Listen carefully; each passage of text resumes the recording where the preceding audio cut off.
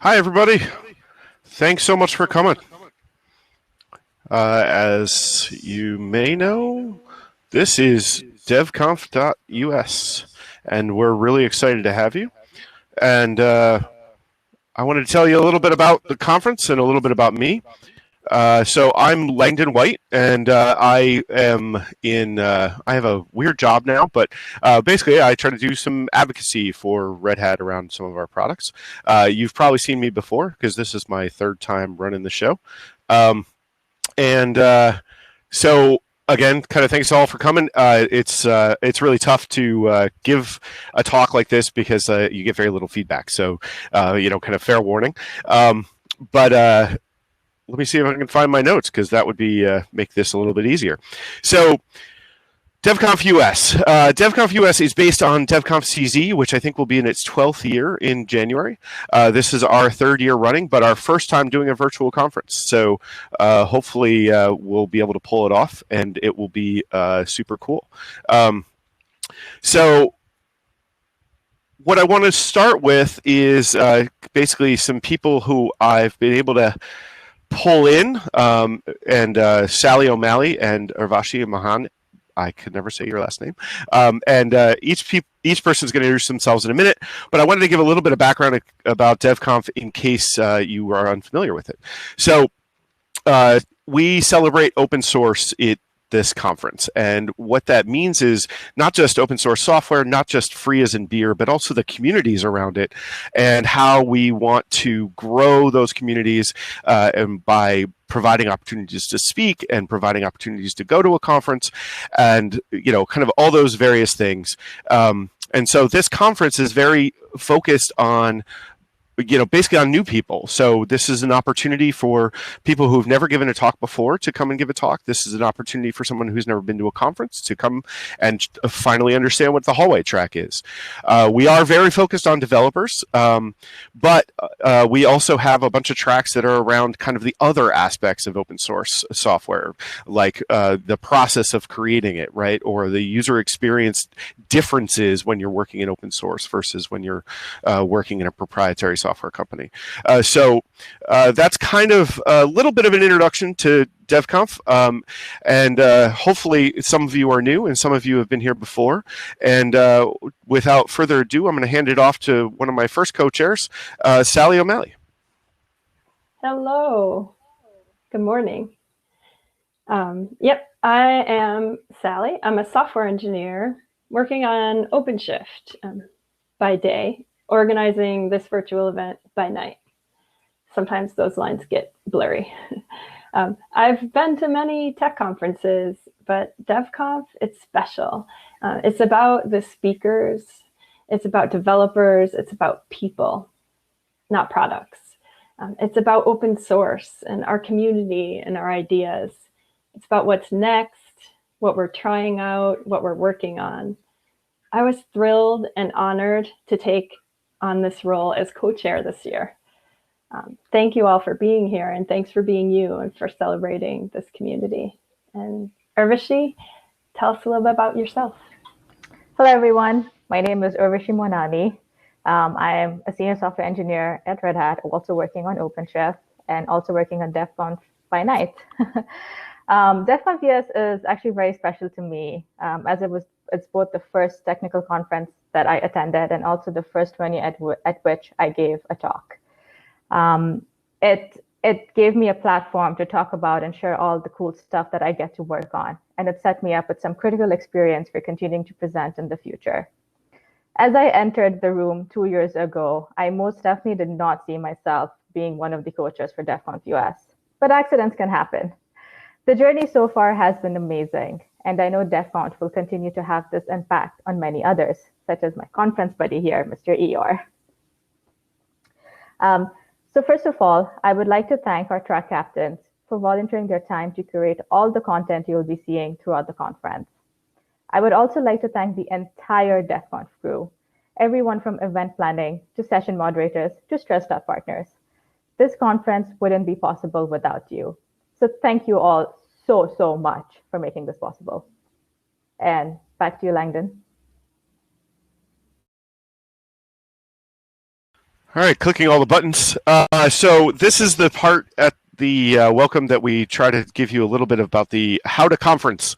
And so these are kind of some of the key highlights, and we're going to kind of go through a few other points and kind of tips. First off, one thing I want to mention, and if you haven't kind of figured it out by now, the code of conduct for this conference is important to us, okay? It's not just a piece of paper, as it were, or digital paper, as it were. So the kind of core message we want to send is, the Bill and Ted's Excellent Adventure, be excellent to each other. The idea here is that we have lots of new speakers, we have lots of new conference goers, so if you want to provide criticism, that's usually appreciated. However, you want to be careful about being constructive about it. If you want to, kind of communicate with somebody else at the conference, that's great, and that's really important to the conference. But again, be respectful, be constructive, and those things are really important to this conference. We want to make sure that this is a comfortable experience for everyone who's here, so that they're ready and willing to kind of go to the next big conference, and so that way we can kind of give you a baseline as a speaker or as an attendee about what's so great about conferences and how to manage those, and so we need all of you to participate in that. If you do have a problem with the kind of code of conduct, like you see something that you're uncomfortable with, please let us know. It's a lot easier to find us in kind of the global chat than it is running around on the floor of a in-person conference. So definitely reach out to us if you have any problems whatsoever, and let us know. If you have any trouble contacting the co-chairs, myself, Sally, or Avashi, definitely check out the DevConf booth. And so what we did this year to kind of have a help desk is we actually made a booth about the conference in the expo hall. So if you notice in the navigation that is probably on your left of your browser, or could be on the bottom depending on the size of the screen you have set up, it says expo, and in that area you'll find, if you scroll down a bit, you'll find the DevConf booth. There is great information there. For example, some of the stuff that we're going to show right here. And there's also always someone there to help you out. So if you have a technical problem, you're a speaker and you're worried about how to, kind of run your show, we can help you with whatever you need. Basically just making sure that you can have a successful conference. The other thing I want to point out is, the overlays I did using purely open source software. So it's an open source kernel driver on Fedora, and then OBS on top of that. And hopefully it's not going to fall over in the middle of this presentation. But with all of that, I wanted to hand it off to Sally, who's going to talk a little bit more about how the conference works. To add to that, he has a script that he might share with you in the chat if you ask if you would like to also have those overlays. But since it did crash, I opted out for this conference. So our conference is divided by tracks or rooms. We wanted to keep it simple. So you find the talk you want to go to in the schedule, and each track, and then each session in the schedule has a video stream button. That video stream button will bring you back to the room in Hopin. Each track or room, it's continuous. Sessions, speakers, attendees, they'll pop in and out all day. It's similar to in-person events. Between talks, you'll hear the moderator and speaker talking about mics or slides. And we encourage you to use the chat between sessions, and we encourage you to ask questions in the chat during the sessions for the speaker. So yeah, again, there's a video stream link in the schedule for each session. That should bring you to the right room and Hopin. The schedule is the source of truth to find the individual sessions. So one other point, our speakers aren't professional video editors. Some of them, this is their first time giving a talk at all, much less recording it. So please send them love, encouragement, make it positive when you attend the sessions. However, I have previewed the talks and I'm blown away at how good they are. I wish I could sit in every single session and just watch them all. And that brings me to my final point. After each session, if there is a pre-recorded link, it will be uploaded to that video stream button in schedule. So after the session's over, that video stream will point to the pre-recorded session. If the session was live, which some of them are, you'll get the hop-in recording as soon as it's made available to us. I think that those are my points. So Urvashi, you have some more things? Yep. I'm sure a lot of you will be having conversations after and or during the sessions. So if you want to continue those conversations elsewhere, we have breakout rooms under the Expo tab for each track. You can go there and share your audio video to have lively and respectful discussions. We all need to keep our tummies happy, so we have arranged for some delicious food and coffee throughout the conference. To get access, you just need to walk to your kitchen and grab some. Ha! On that hopefully hilarious note, I'd like to announce that the DEF CONF US party will be taking place today at 8 p.m. Eastern Time. We have a comedy show by Deanne Smith, who has comedy specials on Netflix and broadcast television. So please come and join if you want to have a good laugh and relieve the stress of the day. Following the comedy show, we have a show and tell. We're looking to see absolutely anything. Cool collections, dogs, hidden talents, dogs, not so hidden talents, dogs, even if it's your wonderful faces. We miss you, even if we've never met you before. So please head on to the DEF CONF US booth after the keynote or the reception page to sign up for the show and tell. The DEF CONF US booth also has the information that you need: FAQs, music playlists, show and tell, all that fun stuff. So please visit the booth to access those or just to drop by to say hi to us. And finally, the call for papers for DEF CONF CZ is now open, and you can find a link to it at our DEF CONF US booth. Please send in all your awesome proposals so that we can meet again virtually in January. I know Mr. Eeyore here is definitely looking forward to it. And now Sally will introduce our next segment. Thanks. So, and now the time has come to officially kick off DEF CONF US 2020 Virtual Edition. I'm about to hand the mic over, but not without a proper introduction. Vincent Batts, or VBATS. Is by title the Chief Technology Officer at Kinfolk. Now, on its mission page, Kinfolk states, when you do open source right, you don't do it alone. You do it in collaboration with the extended open source community. It is so fitting that VBATS is its CTO. He's the maintainer and technical oversight board member of the Open Containers Initiative. He earns major cool points as a member of Slackware Linux's core team. He was a Docker maintainer for the Fedora and RHEL Go compiler. The list goes on. He has spent most of his life in Linux and open source. Many of you know him, and there's a reason for that. As full as his plate always is, as much as he contributes, he is so approachable. If you meet up with him, you might have a talk about his parenting philosophies, or his home network, or his vision for a better world through open source. He's genuinely nice, and he's scary smart. We're so glad he's here. If you have questions for Vincent, you can add them in the stage chat, and he'll answer them at the end. So please welcome Vincent Batts. Oh my goodness.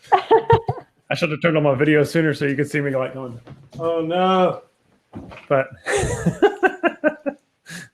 oh, that's great. Let me share my screen real quick here, and then we will get off to the races. But thank you, everybody, and I am so glad to be here, and I'm wishing that it could be in person. I've been to a number of the DEF CONF CZs and all of the DEF CONF USs, and even one of the DEF CONF Indias. They're wonderful.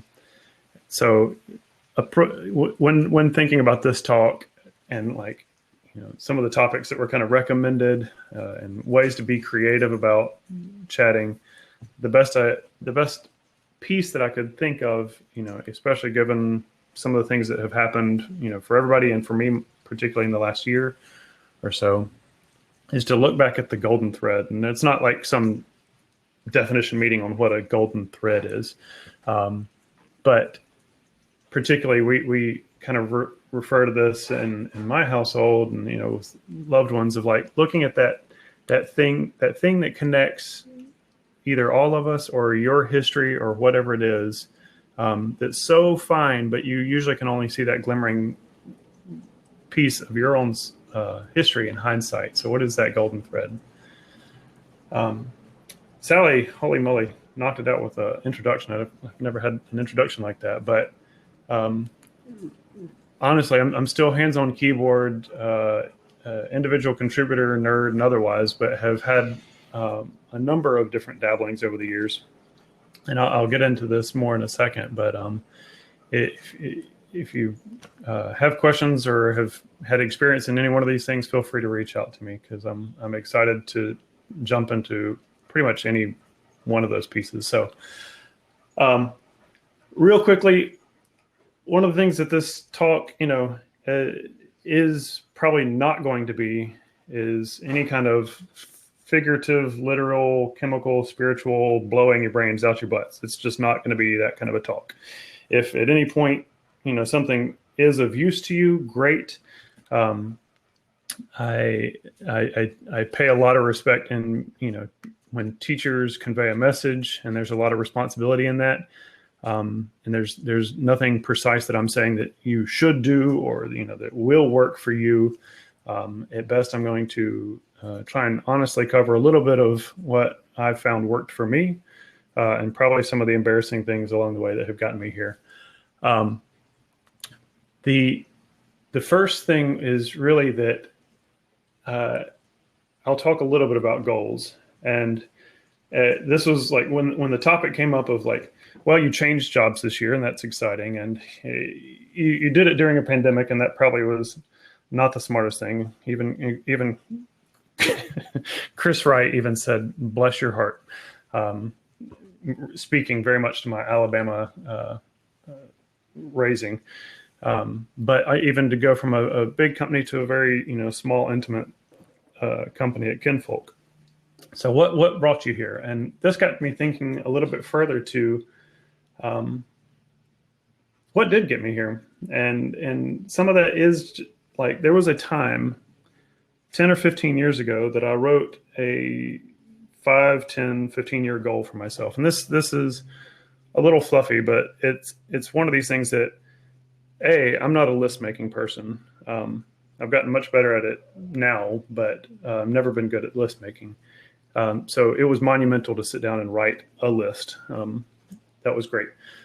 But what were the kind of things on it? And I don't have the original list anymore. It was so private to me that it kind of just it iterated for a long time.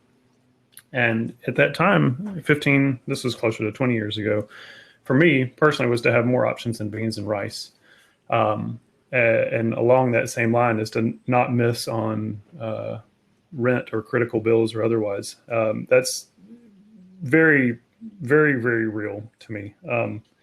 At the point at which you have to like sell off musical instruments so that you can pay your rent is not always an uplifting experience, but it will fortify motivation. I was working on open source in my off time and learning and hacking on it. But the idea that you could ever make a meaningful contribution to a project was beyond me. Like, I had no idea. I was mostly like, what thing could I do? And kind of an extension of that, but like one of these penultimate things is like to get a commit into the kernel and like, whatever. I had wished and hoped to go out of the country at all, much less to actually have to do that for work. And then I had a goal that one day, probably when I'm 40s or 50 years old, to be the CTO, start a company and act as the CTO of it, or whatever, lead person, whatever. I had no idea what that would entail, but these were like kind of goals for myself. And so don't get me wrong, I actually legitimately love beans and rice, but it is a very cheap meal. And thankfully I did not ruin it for myself eating as much beans and rice as I did. In fact, I still like a lot of beans and rice. But so let's roll back just a little bit. I worked with my dad, and my dad owned his own job, self-employed, lightning protection. We cleaned hood and vents for kitchens and chimney sweep. Whether that makes sense in Alabama or not, it meant a lot of bricklaying. It meant a lot of dirt and filth. And if you ever needed motivation for something that you would be like, could I make money with computers? Probably, like, yeah, there's fancy stuff, but I just kind of like hacking on open source software, and I guess I'll pay my bills doing this. And that became motivation. So this is a unglamorous picture. There's probably other unglamorous pictures of this time, but whether I was singing Chim Chimney in a penguin tail tux and a top hat, or this is what it looks like. And on the side, I would be involved in the local Linux user group. I was, in fact, at some point we helped coordinate like an Alabama Lug Fest, and that was that side. The crazy part was that even getting involved in like the Linux user groups and talking to other ones across the state or even the Southeast, I was blown away by how many people were similarly not, like software professionals by profession. There was people from being plumbers to TV technician repair people, or even working like in the anatomy department of the university or whatever. Like none of them, like very few of them were actually like IT software people. And even those that were mind-blowingly, from all different kinds. It was amazing. And every time I showed up, I was always asking lots of questions, and I was impressed by who the experts in the room were, and it was great. And it was always like I was so eager to learn and effectively come home into my basement or whatever and find something to tinker on, and basically create challenges for myself to learn something new, whether it was like automated installs or just running a WordPress website or I don't know what. And so then I'd go back and I'd find other people that knew more than I did in that particular area, and I'd pester them with questions until they, probably exhausted with me, would send me to somebody else who knew more or whatever. It was just a pattern. But this was like after hours stuff. And I don't think I realized how much I was able to self-learn using basically the power and access, the accessibility in open source, whether it's not just the people or what, but just that you could self-teach yourself how to program or how to do any of this stuff and actually learn skills that were hireable. That part had not connected in my brain yet. And it's something that only looking back, like I fully realized, like, oh, I taught myself how to run a database, and therefore I eventually was paid to do these things. And that, yeah, that was pretty much a hindsight looking back thing. And in that situation, one of the patterns that I saw is that I was always seeking out the expert in a particular area. And I think one of the good things that did for me is because it was so low key, and because I realized that the experts were frequently, all different situations, that they were all just regular people to me. And that it made very real that sometimes these people that get treated like rock stars or whatever, celebrity in their own situation, are also just people, and they just happen to know or have experience with the thing that you're now trying to learn. So seek them out. And one of the secondary side effects is this got me very comfortable with the fact of not being the smartest person, in a certain situation, or even further when you're finding yourself trying to discover a new technology or whatever it is, or even a team that you're on later, like that sounds like work talk, being on a team, but is to not be the smartest person in the room. You can take this to mean some aspect of like humility, but I also mean this in like true literal sense of like, if you want to just learn stuff by osmosis and like be exposed to discussions that you might have no idea about and are interested in learning about, then like put yourself into places where you no longer are the smartest person in the room, so that you actively must listen and ask questions. It is not always the most comfortable thing, because that as I was talking about in a second, it frequently leads to awkward and effectively vulnerable situations. So there was an aspect of becoming comfortable with being vulnerable, and it's not something that's easy. But and I'm not saying that you should do this, because there's times to protect vulnerability. There's a time to not put everything in the world out there, but there's places where you're like effectively having to get a little comfortable with the fact that you're not the most, you're not the most smart person or whatever in the room, and not everybody can do this, but that's fine, because that means we know we've all witnessed the people that are like either defensive about what they know or defensive about what they don't know. They might choose to be an asshole about it, and they'll make a name for themselves in that way, and people will treat them accordingly. So this is, again, find what works right for you, but there is some aspect, and at least the discussion topic around allowing yourself this vulnerability. Because for me, I realized that this was a part of my iteration. And the crazy part was that at some point, after exposing yourself in these situations, and even in some places, like some of my first contributions to various projects were either simple, like trying to get something to compile, but most often it was documentation.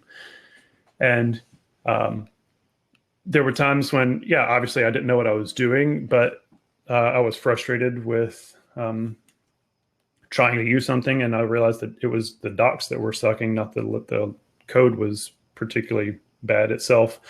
And so I'd make changes to the docs, and then there was this like massive role reversal at some point. The first one that came to mind when I was thinking about this was making docs changes in the SSL C API bindings for Ruby.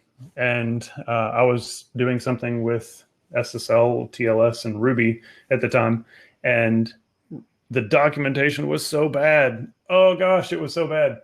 And I effectively started filling out most of the docs for that library because I needed to use them, and I was confident that they were so bad. There was such a lack of documentation that I was going to misuse and probably implement the SSL TLS stuff wrong just because the docs were bad. And that's fine. I was doing it for myself. And then one day somebody pinged me to say that they were looking at like one version of Ruby and were getting frustrated. And then they, the next release came out that actually had docs, and it answered the problems that they could then like kind of retrofit to prior versions. And they were relieved enough about it that they were willing to find me on something like IRC and let me know that I fixed a problem that they were having. And immediately I realized that this resource of open source, this accessible resource of open source, is now something that I'm indebted to, because it's like I have like this responsibility that I've made a difference for somebody, and I'm kind of like, yeah, I've self-taught myself, and I've done so until the point that somebody else recognized it. And for me, that was amazing. And I had other times when obviously I'd like broken compiles and stuff like that. It's people are more quick to tell you that you broke something than you fixed something, but it was kind of a milestone for me, that you could like make a difference for other people. And well, I just said this, but still that it became kind of this reciprocal relationship that not that I was making changes or improvements specifically for the greater good. Often it was because either I had contrived a challenge for myself or a use case, or I was working for something that I actually wanted to see working, and the side effects were that I helped others. And that line got very gray a number of times, and whatever it was that was the motivation at that time still kept the purpose that I, Vincent Batts, was working on something, and if it was going to be beneficial, then it had to be good for everybody. And that led me to the very, very, very real reflection now that what you do, and truly how you do it, whether you choose to make it good for both parties, or at least engaging for both parties, or whether you choose to be an asshole about it, that's your own choice. What you do and how you do it does make a difference. Something that I've found myself saying even to my kids is, you don't exist in a vacuum. You don't exist in isolation. We're all interdependent. And so you can pursue your path and realize that you're having cascading effects on others. And it might be years before somebody comes back and says, that time that you said something to me, or gave me this pointer or this encouragement years ago, made a difference. It might be so much in passing that you will never hear that, but you must realize you don't exist in a vacuum at all. So it's a bonkers concept, I know, but you must realize that, and it's probably uncomfortable to think about it to some extent. And so for me, what is making this difference? And I went from tinkering on open source stuff and my basement or whatever area, to making life commitments with a partner, wishing to eat, whether it was beans and rice or otherwise.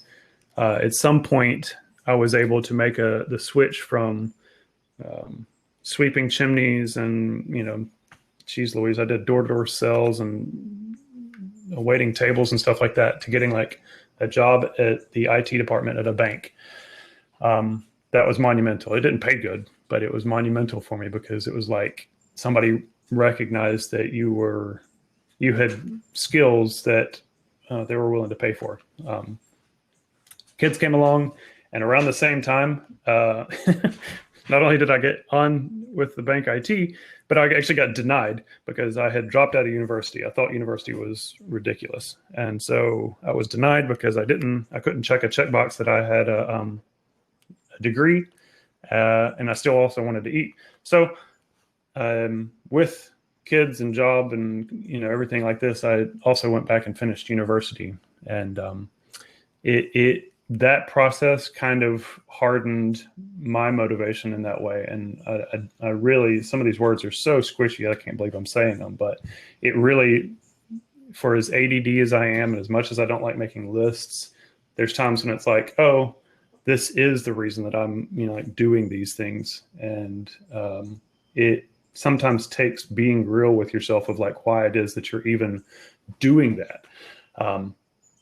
Because without having some kind of process, and this is true for teams, this is why teams do retros or whatever, is what worked, what didn't work. Do this for yourself. I don't like having choices in life, but it's better that you make decisions for yourself, given a choice. And I don't like decisions. They're the worst. Or choices, but it's better that you do that for yourself than somebody else making that choice for you. And so sometimes you kind of I realize there's times when choices are made for you, but I'm saying would I rather do this to improve myself or ignore it and see what happens in 5 years? Make the decision for yourself. Because, and I don't mean someone specifically, but the world, life will make that decision for you. And it's better that you be involved in the process. And so some of those big crazy choices for us were the jump from Alabama to Northern Virginia, DC area. That was a bonkers move, arguably too big of a move because I liked the company that I was working for, and I liked a lot of people that I got to work with in that area, but it was a choice that I was quickly looking to change. And I was looking to get closer to the Blue Ridge Mountains, keep and maintain a pace and speed of mind that was important for us. And there was just happened to be this little company in Raleigh. So that was around 2012. Worked at Red Hat for 8 years, and it blew my mind. Like I never imagined working for Red Hat. I always suspected that I would do something for pay, and I would hack on, open source on the side, and it was amazing. And I don't deter anybody from doing that. It was mind blowing. I don't know what else to say. The big thing that it did do for me, though, is it kind of crashed two worlds together, because in my mind there was like a pretty little ribbon around one thing and a pretty little ribbon around the other thing, and now it was like I needed to find new hobbies, because the stuff that I did after hours was now the stuff that I did during work, and so it was way too easy to bring work home with me. And there is kind of a benefit, mixed advantage to that, but not to feel like your hobbies are now professionally motivated. I'm not always a firm believer of getting paid to do what you love. Like there's a personal and artistic and creative side of things, and then there is strict kind of like business to things also. So I went back and found music again, and it was great. This is a picture of my grandfather, and at some point over the years, I came in contact with his accordion and picked that up for a number of years. But that was one of the biggest things, is that kind of picking up and pulling these music back into my life. And there was other things. I'm not a big TV watcher. I actually have never been. I intentionally don't play a lot of video games either. So if I'm not like outside in the woods, and it's usually family and music and otherwise, but I'm making a firm delineation of things that are like work, whether it is open source for the fun and love of it, or if it's actually something for my own self and well-being. Because the part that you must kind of keep in mind is that in open source, we are all individual contributors. And I hear that term sometimes used as if like that's your role. Like I'm an IC. But at the end of the day, if you make, whatever comments on an open source issue, mailing list, or whatever, that's your name that's attached to it. And that will carry after you leave. Even if you create a GitHub account that's per company, it's still you. So these things are all interconnected, even yourself. So there's a personal aspect to this, and not just like, and I'm not saying like don't do what's right for the company. Also, my point is that there is a personal burden of responsibility to do the right thing. And you'll feel that whether you're working during the day or the weekends or whatever. And it's very, very important, even for your own mental health, to stay true to that, because you'll carry that with you. Big funny thing. I mean, like anytime that you have something that now, like I'm passionate about certain projects, or I'm passionate about certain technologies, and then you are thrusting yourself to be in the room with smarter people, you're destined for awkward situations. So this, I don't know if that's quite being vulnerable or what, but like you're destined to find yourself in awkward situations. And there's so many times when okay, so I ended up not going back to school for computer science. I was working for a bank, and they were willing to pay for an accounting degree. So I went for like business and accounting. That's great. Whatever. There's so much stuff that I missed out on by not going to university for this. And one of the first, big challenges that I got to tackle when I had joined Red Hat was, kind of a compression situation. There was like this time when a X509 certificate was getting put through an HTTP header, and if it got too big, it would get truncated, and we had to like fit more stuff in a smaller box. And that was one of the times when my brain got wound around some Axel, and I was working on it on like thinking about it in the nights, and like woke up, thinking about this silly problem. Not because it was like a work initiative, but just it was kind of a puzzle. And I came into the office and started like describing the situation to the other people on the team, and some of them like had masters in computer science, and they were like, Vincent, you just described like various type, like they like sent me Wikipedia pages to like a radix tree or a Huffman tree, and I'm like, this is exactly what we're talking, like what we need to do. And that, it was totally like this was me. Like I was like, yay, we found the problem, and they're like, this is textbook. Like you should have gone to college for this stuff. But thankfully, there were a lot of smart people in the room, and this is something that later turned into like a patent with a few people involved. And it was not just radix and Huffman trees, but a few other things. But if I had gotten defensive and yelled and screamed that like, why doesn't anybody tell me these things?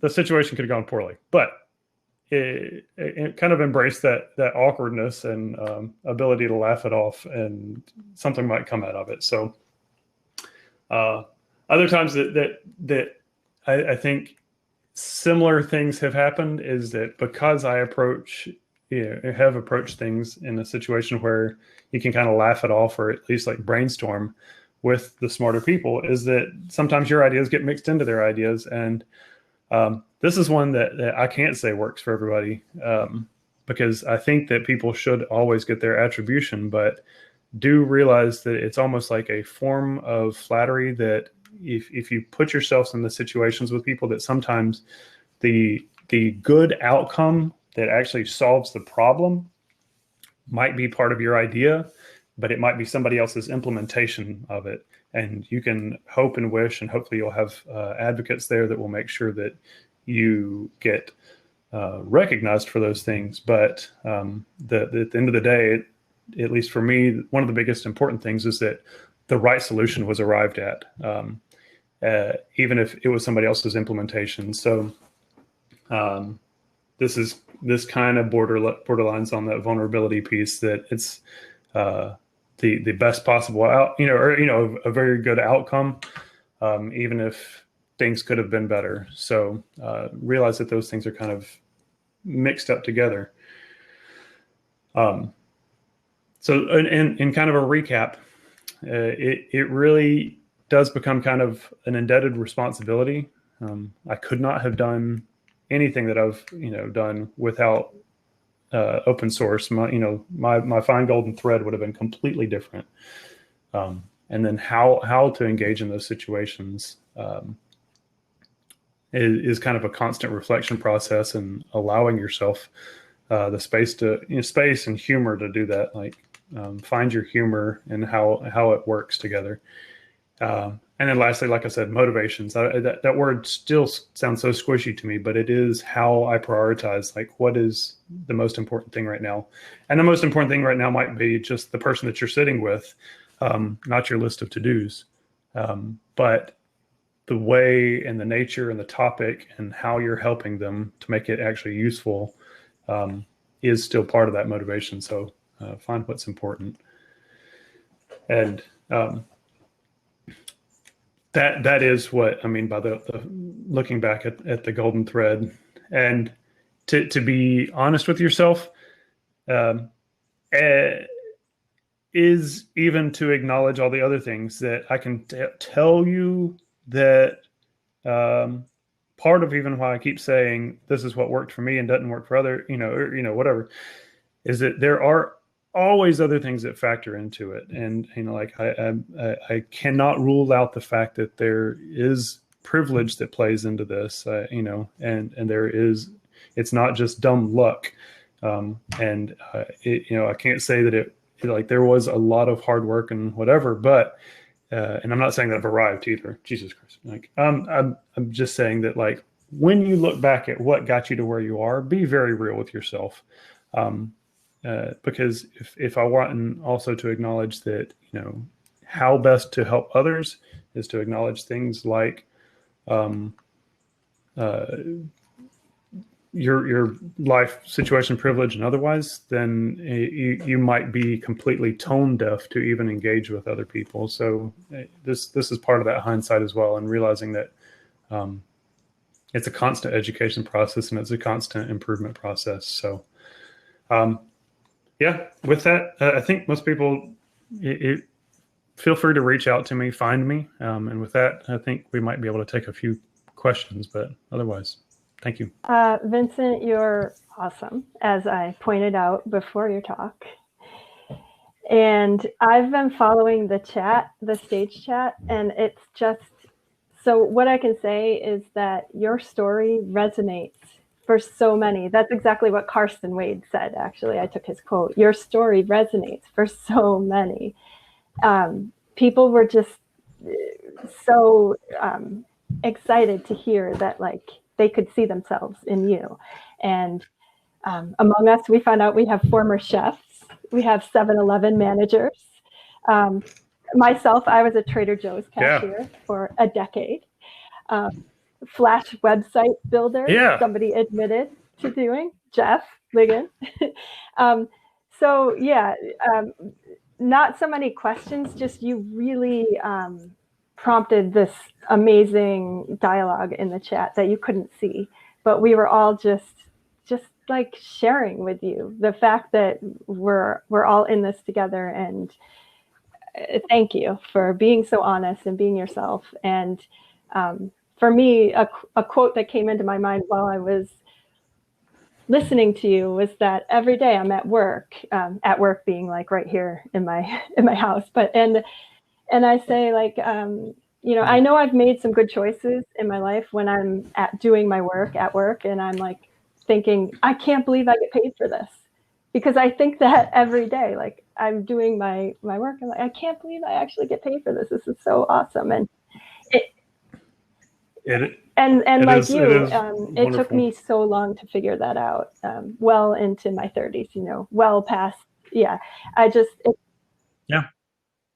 and even that one, like, there's always a don't ever think that you missed the opportunity either. My whole life I would be frustrated, and I'd be like, gosh, I should have, I wish I would have done this. But you said, in hindsight, you can look back, and when you're at a place, you can look back and say, oh, like, I had to go through all of that stuff before, because it's what brought me here. So yeah, Mm-hmm. Yeah, I mean, like, it would be it would be a much longer talk, especially as I would want to hear everybody else's stories. But when you start realizing, like, even the little things of, like, oh yeah, I did, have exposure to this kind of personality for a long time. I guess that fully prepared me for now dealing with these other kind of personalities now. Or this, you start looking back at those kind of conversations and realizing that like, things have prepared you for this moment right now. So yeah, I just have to add stuff about it. McDonald's janitor in the house, cabinet maker, maker. Yeah. So. Yeah, and they're unglorious, but at some point you realize that they factored in that, like, and the thing I love most about it is that, like, so many folks were, like, willing to get their hands dirty because they even like in code, but it's because they've, like, I've had so much worse than this. Like, this is great, and I'm excited to be here because I've had much worse than this. Like, so thank you so much. And with that, actually, oh my gosh, we're like on the dot of when we were supposed to close. So Urvashi and Langdon, you can come back on. Nice. And let's close this keynote out. And thank you so much. Nice. Please, everybody, find us on the chats. Enjoy. Look around. If you're confused about anything, I know, exactly. Rich is like, how'd you get a star like Vincent to Keynote? Oh, no. No. Yeah, yes. Thank So, you. well, good. Well, cheers, and I'm excited, and I look forward to hanging out with everybody again Absolutely. at future Yes. in-person DevConf. Thank you. So, all right, guys, let's get this conference started. Anything Enjoy, else? everybody. We hope it's great. Yep. We hope you have a great time.